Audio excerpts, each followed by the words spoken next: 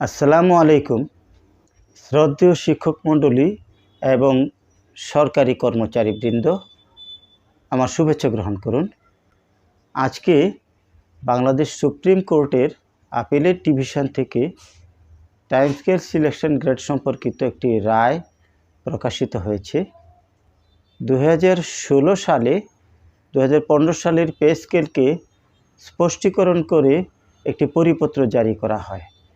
যেই পরিপত্রে বলা হয়েছিল যে সমস্ত কর্মচারীবৃন্দ চাকরি জীবনে একটি অথবা দুটি টাইম স্কেল বা সিলেকশন গ্রেড পেয়েছেন, যারা একটি টাইম স্কেল বা সিলেকশন গ্রেড পেয়েছেন তারা আরেকটি উচ্চতর গ্রেড পাবেন, এবং যারা দুটি বা তার বেশি টাইম স্কেল বা সিলেকশন গ্রেড পেয়েছেন তারা আর কোনো উচ্চতর গ্রেড পাবেন না।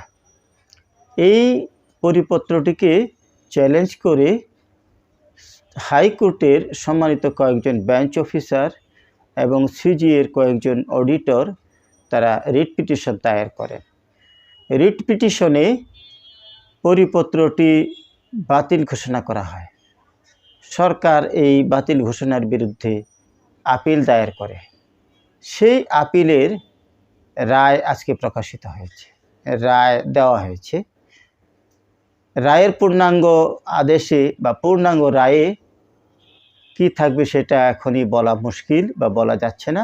তবে আমি এই মামলাটি সম্পর্কে আগে থেকেই অবহিত বিধায় আপনাদেরকে একটু ক্লু দিয়ে রাখছি বা বলে রাখছি।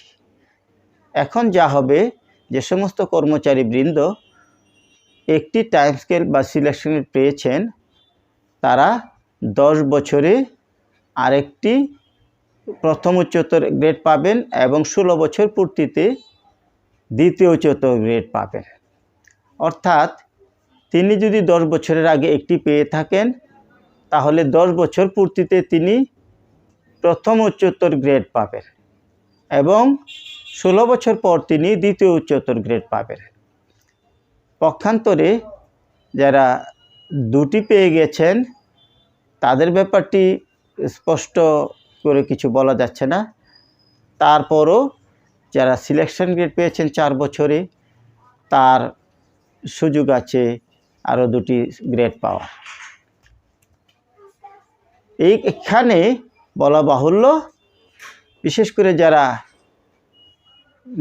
নন ক্যাডার কর্মকর্তা কর্মচারী তাদের নন গেজেটেড যারা ছিলেন 8 বছর পূর্তিতে প্রথম টাইম স্কেল, 12 বছর পূর্তিতে দ্বিতীয় টাইম স্কেল, 15 বছর পূর্তিতে তৃতীয় টাইম স্কেল, অথবা দ্বিতীয় শ্রেণীর কর্মকর্তাবৃন্দ 4 বছর পূর্তিতে প্রথম সিলেকশন গ্রেড, 8 বছর পূর্তিতে প্রথম টাইম স্কেল, 12 বছর পূর্তিতে দ্বিতীয় টাইম স্কেল, অর্থাৎ যাদের 3টি গ্রেড পরিবর্তন করার সম্ভাবনা বা সুযোগ ছিল, যেটি 2015 পে স্কেল থেকে দেওয়া বন্ধ করে দেওয়া হয়েছে, তাদের এই 3টি গ্রেড পরিবর্তনের পথ সুগম হবে।